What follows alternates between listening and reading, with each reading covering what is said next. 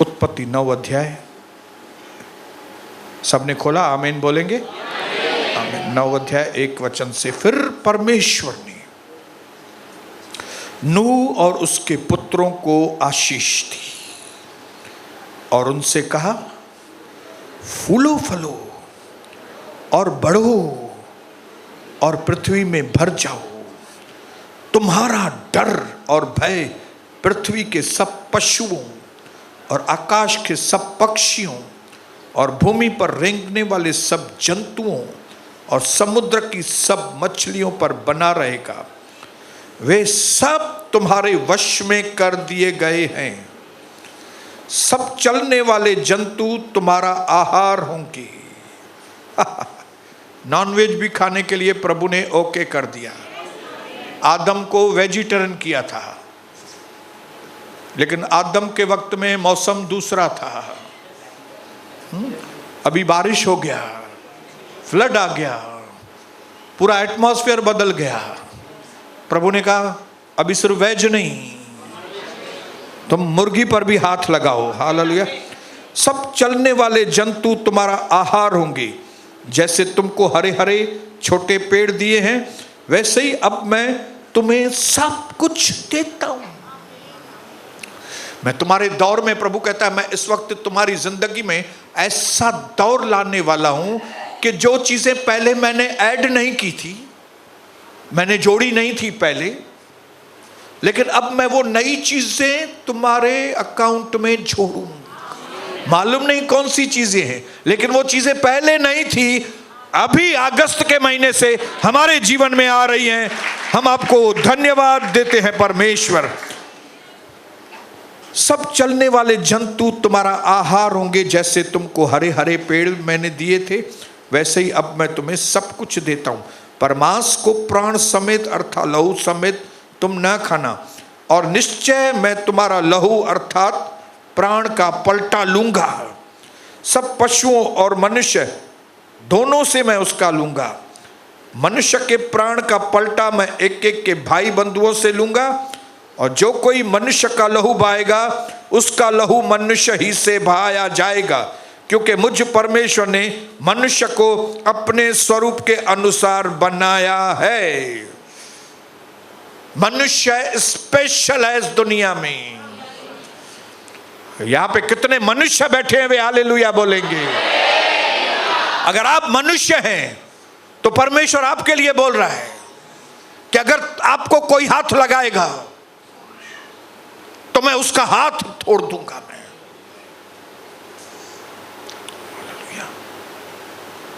आपकी परमेश्वर इस वचन में वैल्यू बता रहा है।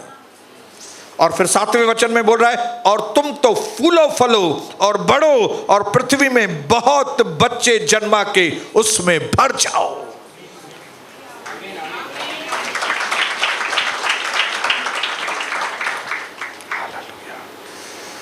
ये वचन से साफ तौर से मैं आपको बता रहा हूं, साफ तौर से, कि कुछ नया। अपने पड़ोसी को बताओ, कुछ नया आपके जीवन में होने चाहिए।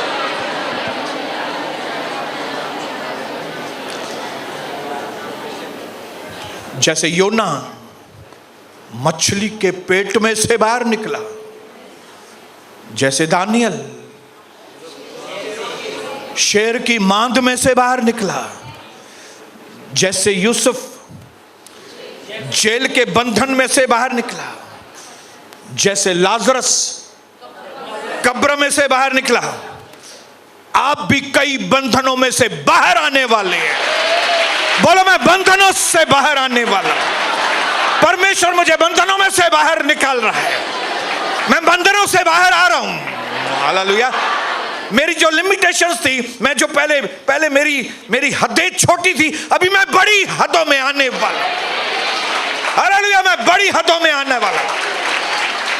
इसके लिए आज मैं आपको एक नए एटीट्यूड के बारे में बताना चाहता हूं। वो है कि कभी जिंदगी में हारने वाला एटीट्यूड कभी नहीं रखना। और जब परमेश्वर हमारे लिए इतनी सारी बातें कर रहा है, जब परमेश्वर की सोच आपके लिए और मेरे लिए इतनी महान है, बड़ी है, तो हम क्यों अपने जीवन के अंदर हारने वाला एटीट्यूड। हालेलुया। आप अविश्वासियों को भी देखेंगे ना, तो अविश्वासियों से जिंदगी से भी आपको मालूम पड़ेगा कि वे लोग कई बार हार नहीं मानते, जो उनके जीवन में वो जो टारगेट रखते हैं, जबकि उनको परमेश्वर का सपोर्ट भी नहीं है। हमको परमेश्वर का सपोर्ट है, हमारे साथ ही यीशु मसीह। हालेलुया। परमेश्वर हमारी विनतियों को सुनता है। हालेलुया। वो हमारे साथ है, लेकिन उसके बावजूद अविश्वासी लोग जब हारने वाला एटीट्यूड नहीं रखते तो वो जीत जाते हैं कई बातों में, चाहे वो पैसा कमाना हो या दूसरी चीजें हो। हालेलुया। कई सालों तक मरते नहीं हैं। क्यों? अंदर विल पावर उनके अंदर रहता है कि मैं नहीं मरूंगा, मैं सांस नहीं छोड़ूंगा।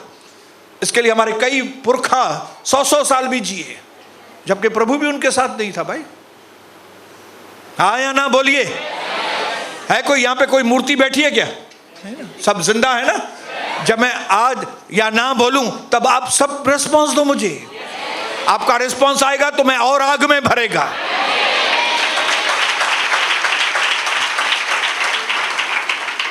यूरोप के अंदर एक बहन थी जिसका नाम था जेके रोलिंग। जेके रोलिंग।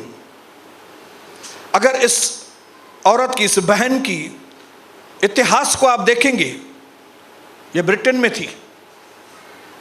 अगर इसके इतिहास को देखेंगे तो ये 17 साल में इसको कॉलेज से बाहर निकाल दिया गया था, जब वो 17 साल की उम्र की थी।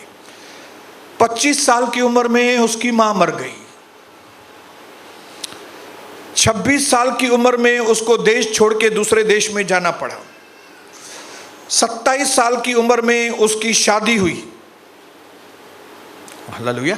लेकिन शादी के बाद उसका पति जो था बड़ा जालिम था,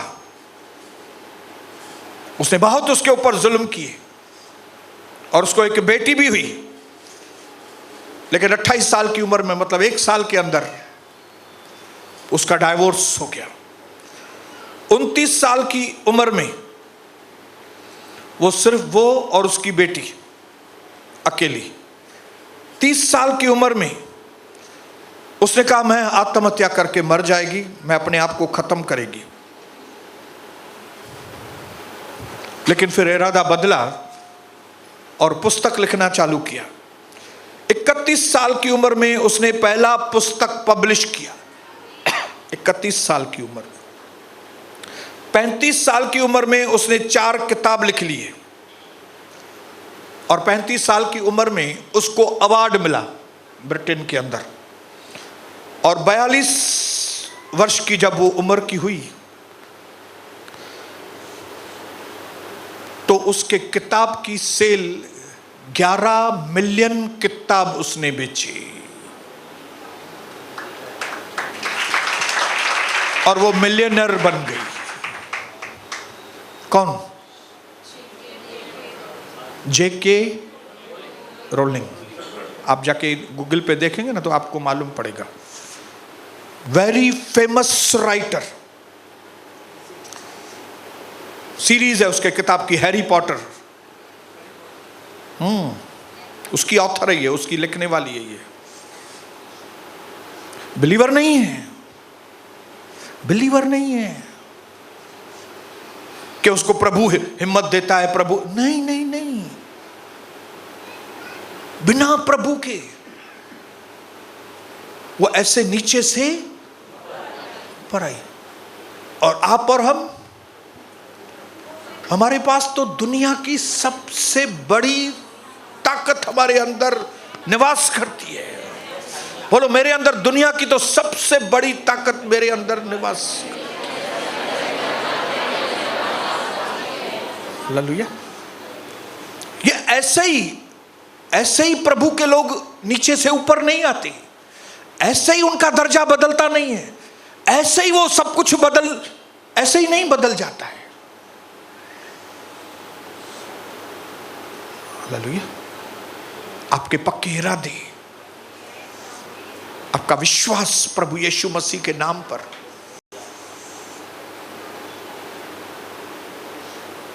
कभी जिंदगी में ये नहीं बोला मैं तो अकेला महसूस करता हूं। काहे को अकेले? नूह ने कभी बोला? मैं तो अपने आप को अकेला महसूस करता हूं। हाँ?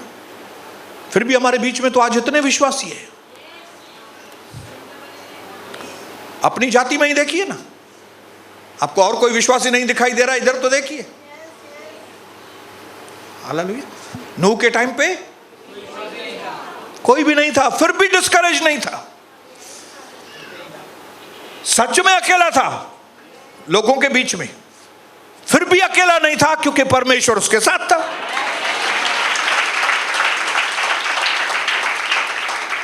जिस तरह का जीवन, जिस तरह का हिम्मत वाला जीवन नूह ने अपने जिंदगी में जिया, उसका प्रतिफल उसको यह मिला कि परमेश्वर ने उसको फ्लड के बाद, बाढ़ के बाद एक नई दुनिया की कमांड हाथ में दे दी। इनाम मिला उसको, इनाम। प्रभु में किया गया परिश्रम कभी व्यर्थ नहीं जाता। हालेलुया। इसका परिश्रम व्यर्थ नहीं गया। सारी पृथ्वी बाढ़ के अंदर खत्म हो गई, सिर्फ इसके 8 लोग बचाए गए, और दूसरे जो पक्षी जानवर जो इसके साथ जहाज में थे। और जब सब कुछ खत्म हुआ, बाढ़ खत्म हुआ, बाहर आए, परमेश्वर का अनुग्रह उसने पाया, और फिर प्रभु की आशीष उसके ऊपर आई। बोलो हालेलुया। आप अपने आप को चेक करो भाइयों बहनों, और अपने जीवन के प्रति बहुत सावधान हो जाओ। हालेलुया। मैं अपने जीवन के प्रति बहुत सावधान हूं। मैं आगे भी सोचता हूं, पीछे भी सोचता हूं। क्यों? क्योंकि जब परमेश्वर इंसान को इतनी वैल्यू दे रहा है, तो हम इंसान अपने जीवन को वैल्यू ना दें? हाँ? प्रभु ने कहा, मैं अगर तुमको कोई हानि पहुंचाएगा, तुम्हारा खून कोई बहाएगा, तो बोलता है उसका पलटा मैं लेगा। क्यों? क्योंकि हम मनुष्य हैं। बोलो मैं मनुष्य, बोलो।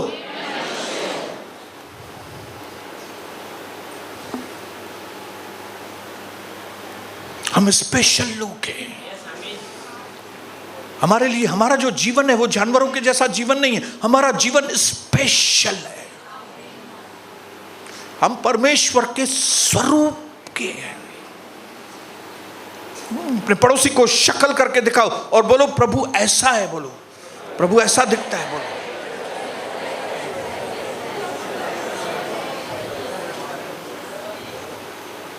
प्रभु ऐसा है, बोलो।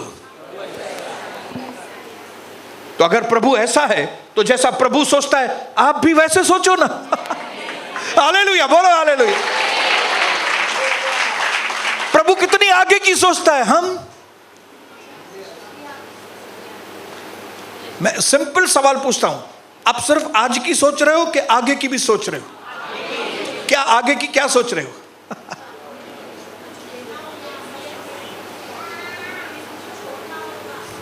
आगे की सोच ये है कि एक दिन आएगा दुनिया छोड़नी है, ये पक्का है। फिर वो 5 साल के बाद है, 10 साल के बाद है, 20 साल के बाद है, 25 साल के बाद है। आगे सोचने वाले लोग ये सोचेंगे जिस दिन मैंने ये दुनिया छोड़ी उसके बाद मेरा क्या होगा।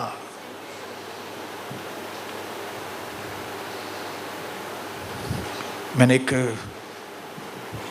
कोट पढ़ा था, उसमें लिखा था कि रिच लोग, जो अमीर लोग हैं, वो 10 साल आगे की सोचते हैं, लेकिन जो गरीब लोग हैं वो सैटरडे नाइट की सोचते हैं। खाली फ्राइडे तक काम करते हैं, फिर वो खाली यही सोचते हैं कि अभी सैटरडे को, शनिवार को रात को क्या खाने का है, किधर जाने का है, पार्टी करने का है। लेकिन जो अमीर लोग हैं, अमीर मतलब जो आत्मा के अमीर हैं, मतलब अंदर जो रिच हैं, अंतर के रिच, जैसे हमारे यीशु मसीह अंतर के रिच थे। हालेलुया। सारी पृथ्वी उसकी है, जो कुछ उसमें वो उसका है, लेकिन जब धरती पे आए तो उसको खुद के रहने की जगह नहीं थी, लेकिन वो अंदर से रिच थे। इसके लिए जब कोई भी चीज की उसको जरूरत होती थी, वो तुरंत वो चीज उसको उपलब्ध हो जाती थी। वो रिच आदमी था। इसके लिए वो अनादि काल के लेकर अनंत काल का वो परमेश्वर, वो बहुत आगे की सोचता है। इसलिए आपको और मुझे उसने मां के गर्भ में जाने से पहले से ही चुन लिया है। हालेलुया। उसको मालूम है कल सोनी क्या करने वाला है, 10 साल के बाद क्या करने वाला है, 15 साल। वो अंतर्यामी है। अगर वो अंतर्यामी है और आप उसके स्वरूप में हैं, तो फिर आपको भी तो कुछ जानकारी रखनी चाहिए, आपको भी तो कुछ आगे के बारे में सोचना चाहिए। हालेलुया। इसके लिए बाइबल के अंदर प्रभु का दास पौलुस कहता है, अभाग्य है वे लोग जिनको सिर्फ इसी जीवन की आशा है, जिनको बस अभी ये चीज चाहिए, ये चीज, ये जो सिर्फ इधर की खाली सोचते हैं, वे अभाग्य है। अभाग्य वो लोग जिनका ध्यान खाली इधर ही है। लेकिन धन्य है वे लोग जो अनंत काल की सोचते हैं।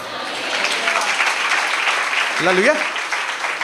पौलुस कहता है मेरे आगे जो गोल है वो सिर्फ इधर का गोल नहीं है। प्रभु कहता है मैं जिस बात के लिए, पौलुस कहता है जिस बात के लिए परमेश्वर ने मुझे पकड़ा है, मैं उस गोल को पूरा करने के।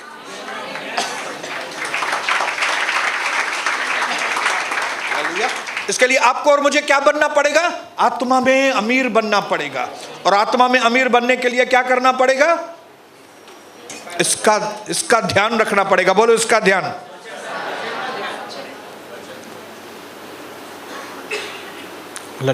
इस वचन को ध्यान में रखना पड़ेगा। इस वचन के अंदर हमने पढ़ा कि नूह जो व्यक्ति था, सारी दुनिया में भले एक अकेला विश्वासी था, लेकिन उसके बाद भी वो हारा हुआ मन नहीं रखता था, वो जय वाला मन अपने अंदर रखता। इसके लिए आज मैं आपको बोलता हूं, आप और हमको क्या करना है? Start again, start again, start again, start again until you win. तब तक विजय नहीं मिली, वापस से शुरू करो। फिर नहीं विजय मिली, वापस से शुरू करो। नहीं विजय मिलती है, वापस से, जब तक के ये एटीट्यूड होना चाहिए आपका और मेरा। हालेलुया। ये दुनिया के दूसरे मसीह लोगों को या अविश्वासी को देखेंगे, आप नीचे गिर जाएंगे। मैंने क्यों दरवाजे बंद किए हैं अपने? मुझे हारे हुए लोगों से, जिनको आगे की सोच ही नहीं है, जिनको खाली आगे के 10 साल 20 साल की सोच है, उनको मेरी कैटेगरी के वो लोग नहीं है। आपकी और मेरी कैटेगरी के लोग कौन है? जो अनंत काल की सोचते हैं। अरे मेरे इस जीवन के बाद मेरा क्या जीवन है? इस जीवन के बाद मुझे कहां जाना है, मुझे क्या करना है? क्योंकि अगर जीवन खाली यही है, इधर ही है, तो फिर तो ऐश करो ना। फिर काहे को ये सब सत्संग करो बैठ के? काहे को पवित्र बनो? फिर अगर यही जीवन है, इधर ही स्टॉप होने वाला है, फिर तो दारू पियो, मजाक करो, ऐश करो, खुद भी ऐश करो, दूसरों को भी ऐश कराओ। लेकिन क्योंकि हमको मालूम है कि इस जीवन के बाद, इसके लिए हम उसको पकड़ने के लिए, प्रभु यीशु मसीह को सिर्फ क्रूस ध्यान में नहीं था। प्रभु यीशु मसीह को क्रूस के बलिदान के बाद क्या होगा, वो सोचकर उसने क्रूस पर अपनी जान दी। हालेलुया। आपको क्या लगता है, ये जोश मेरे अंदर जो है, वो जोश क्या ये 5 साल 10 साल का जो आशीषित उसके लिए? नहीं नहीं नहीं नहीं। परमेश्वर ने जो मिस्ट्री, प्रभु ने जो राज आपके और मेरे ऊपर खोले हैं, ये सृष्टि के राज, ये सृष्टि क्या है, इंसान को कैसे बनाया है, इंसान को कितने दिन तक बनाया है, क्यों बनाया है, हमारी मंजिल क्या है, ये मिस्ट्री है।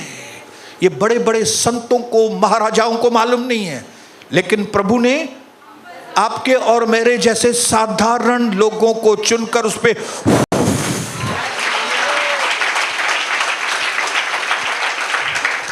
बोलो हालेलुया। इसके लिए अगर आपको मेरी ये बातें समझ में आती है तो आप धन्य हैं।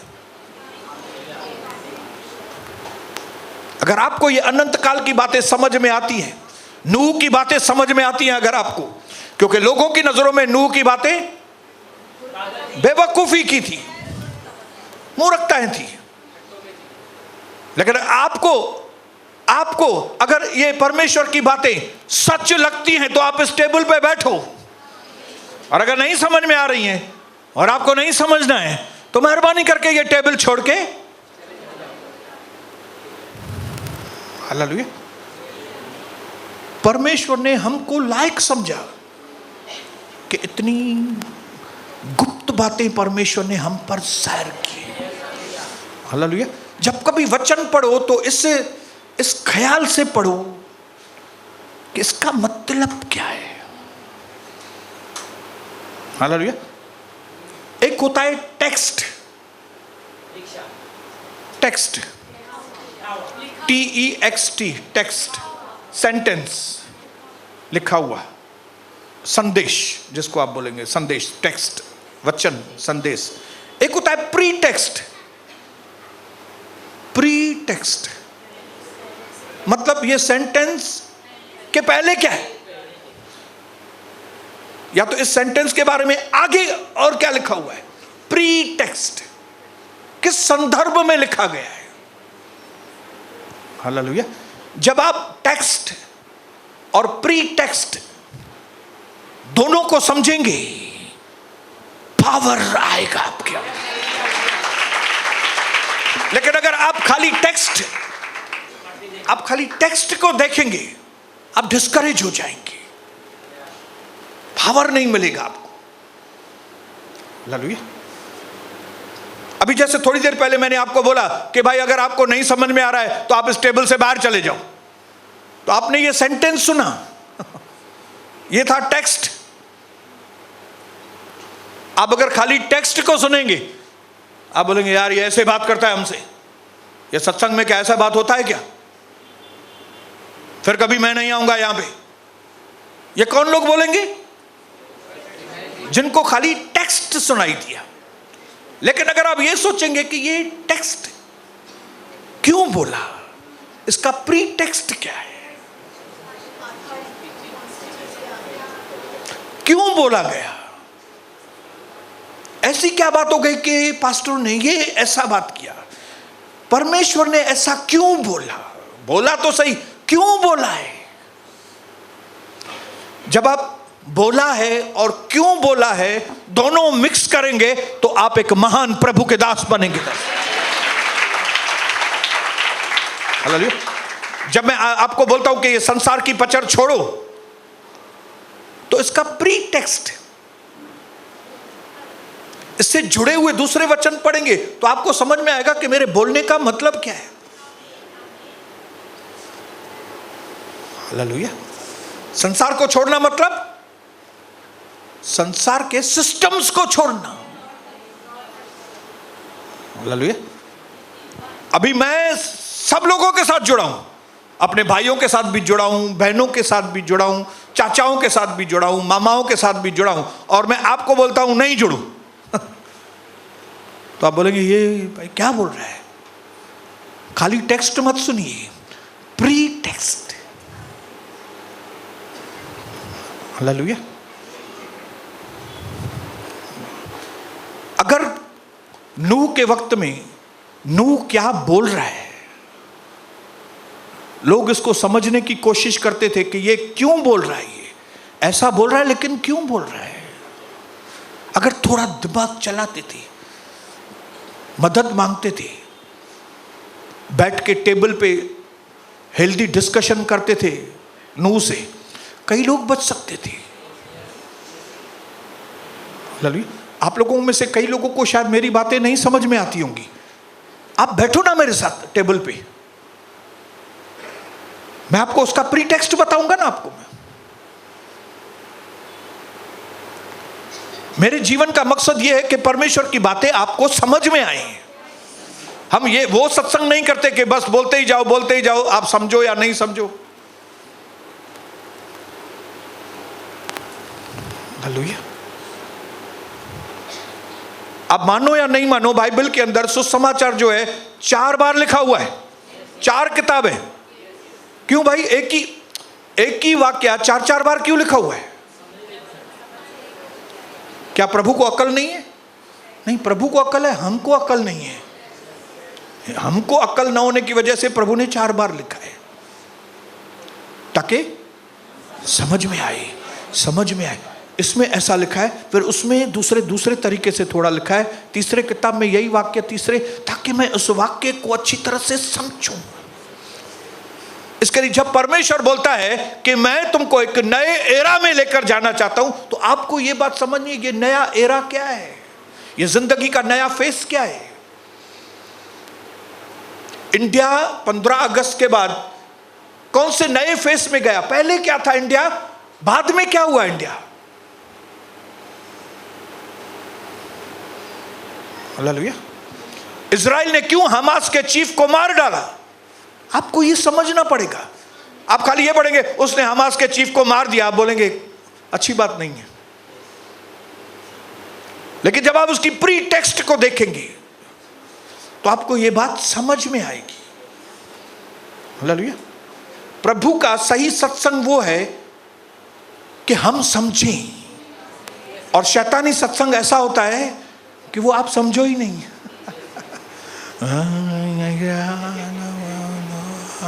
आंखें बंद करो और मनन करो। ओ सोचो, क्या सोचे भाई हम? क्या सोचे? किधर जाएं हम लोग? आत्मा में जाएं किधर? बस आंखें बंद करो और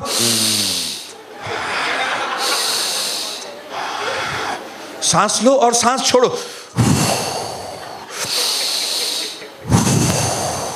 हो गया, आज का दिन पूरा हो गया, जाओ। ये शैतानी काम ऐसे हैं। लेकिन यहां पे आपको समझाया जाता है कि नई जिंदगी आपकी शुरू होने वाली है। और फिर न सिर्फ नई जिंदगी का एग्जाम्पल बाइबल के अंदर से परमेश्वर आपको देता है, नई जिंदगी का एग्जाम्पल आपको आपके पास्टर के जीवन से देता है, ताकि आप समझो।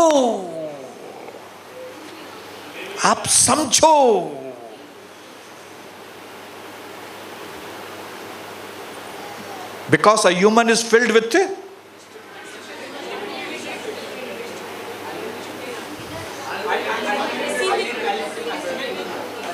अनगिनत बेवकूफियों से इंसान भरा हुआ है। एक बेवकूफी जाएगी, दूसरी जाहिर होती है, दूसरी जाएगी, तीसरी जाहिर होती है। इसके लिए परमेश्वर को एक ही बात 4 बार बोलनी पड़ती है। इधर से 4 बार बोलने के बाद बोलता है इधर देखो, फिर इधर देखने के बाद फिर घर में जाके दर्शन देता है, इधर देखो। दर्शन में भी बात करेगा, इधर से भी बात करेगा, इधर बाइबल से भी बात करेगा। क्यों? उसको मालूम है ये जल्दी ये बात समझेगा नहीं। क्यों? क्योंकि इसके ऊपर आदमियों का नशा है, इसके ऊपर लड़कियों का नशा है, इसके ऊपर पैसों का नशा है, इसके ऊपर मैके का नशा है, इसके ऊपर अलग अलग चीजों का नशा है। इसके लिए एक ही चीज,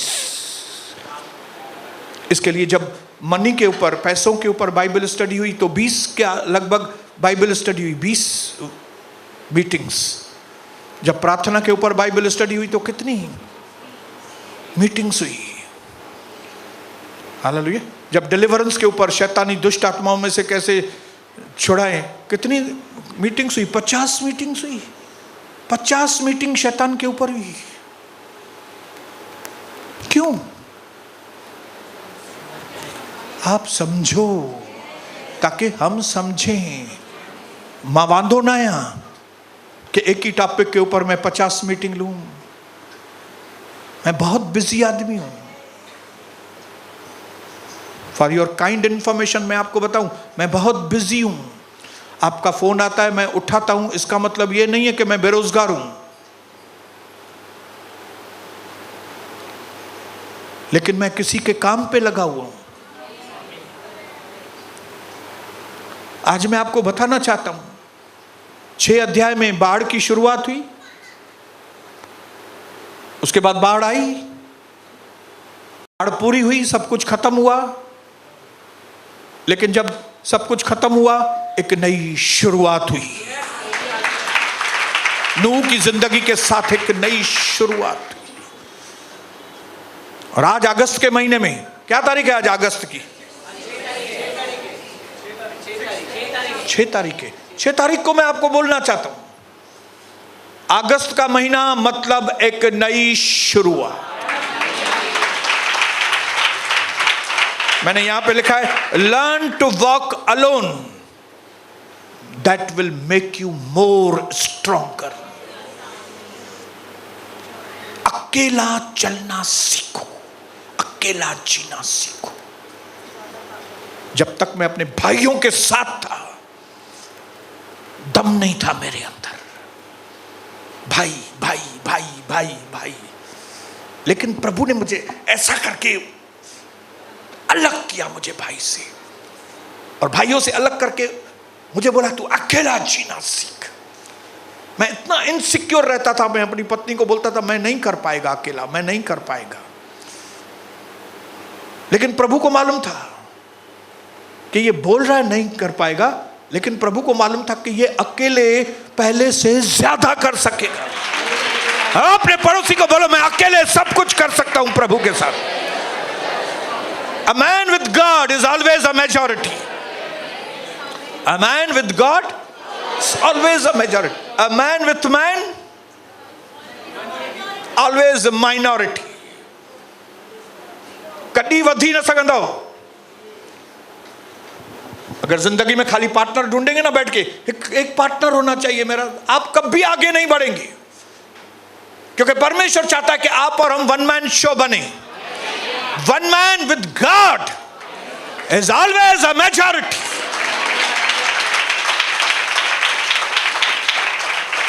जिंदगी के 31 सालों में परमेश्वर ने मुझे सिखाया अकेले कैसे जिए। जंगल में शेर जब भी अकेले होता है तो उसको कोई डर नहीं। आप आसमान में ऊंचे पे देखो तो ईगल अकेला उड़ता है, कौवे झुंड में उड़ते हैं, लेकिन ईगल ये परमेश्वर की ओर से हमारी योजना है हमारे लिए। वो हमको एक ऐसे एरा में लेकर जाना था। यूसुफ को एकदम अकेला कर दिया उसने, अकेला।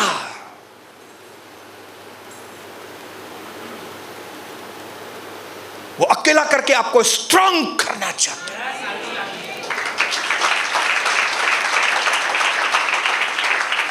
यहां तक कि मैं अपने मां बाप से जब अलग हुआ था तो भी मुझे इनसिक्योरिटी होती थी, मैं मां बाप के बिना अकेला मैं वो संभाल सकेगी कि नहीं। लेकिन मेरे को नहीं मालूम था कि वो नहीं संभालेगी, परमेश्वर उसके साथ है और प्रभु आके संभालेगा। आखिरी चीज बोलता हूं, आखिरी चीज बोल के, जब तक जहाज नहीं बना था तब तक ये जो आदमी है जिसका नाम नूह है, वो चैन से नहीं बैठा था कभी भी। 100 साल लगे थे, 120 साल कुछ, 120 साल, 120 साल उसको जहाज बनाने में लगे थे। लेकिन ये आदमी थकता नहीं था, छोड़ नहीं दिया काम बीच में, काम चालू काम चालू काम चालू।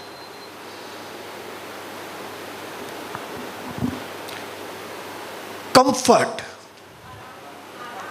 आराम, comfort is the worst addiction. जैसे दारू की आदत है ना, जैसे ड्रग्स की आदत होती है ना, एडिक्शन होता है, वैसे आराम करना एक एडिक्शन है। लत, लत, आराम करने की लत। जो आराम के दायरे में है ना, वो सबसे थर्ड क्लास लत है।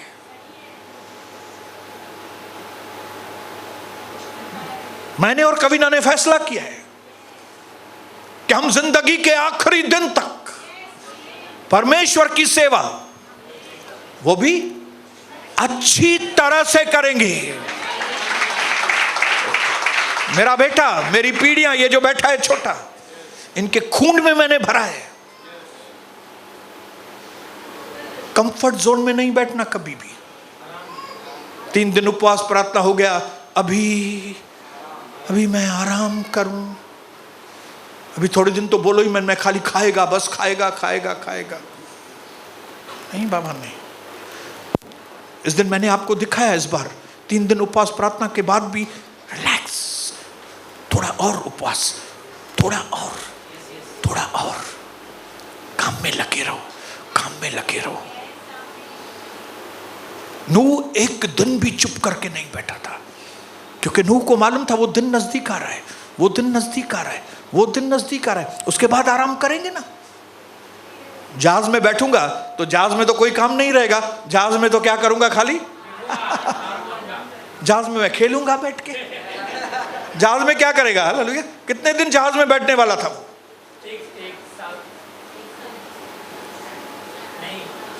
कदाचित रात को रोना पड़े, सुबह फिर आनंद से परमेश्वर आपको भरेगा।